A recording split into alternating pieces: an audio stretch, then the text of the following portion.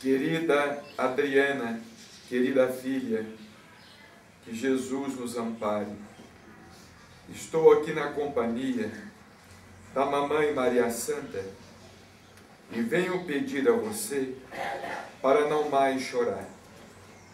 Estou bem, filha, e não estou triste. Precisamos aceitar a vontade de Deus e continuar caminhando. Cumpri com o meu dever e não tenho do que reclamar. Sei que você fica triste e se aborrece, mas não há motivo para isso. O seu pai Antônio, reconheço, necessita de companhia. Com mais de 70 de idade, ele precisa de quem o auxilie a superar a prova da solidão, de alguém que, pelo menos, possa com ele conversar. Peço a Deus que o abençoe em sua união com a Neuza.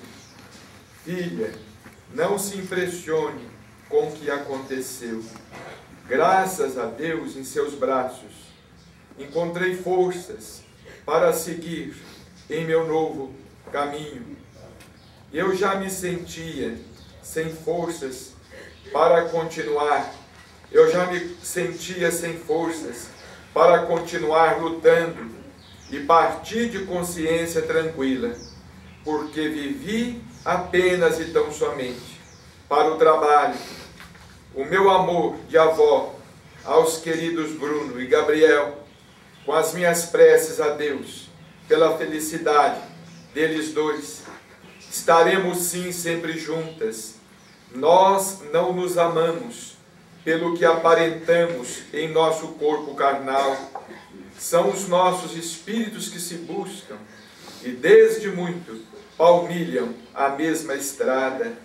Não percamos a nossa confiança em Deus, nosso Pai de infinita bondade e misericórdia.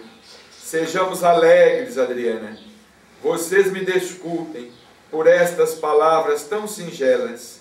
Vocês sabem que eu nunca fui de escrever, e muito menos de expressar os meus sentimentos. Estou com a cabeça melhor, e aos poucos tudo compreendo. Não posso continuar.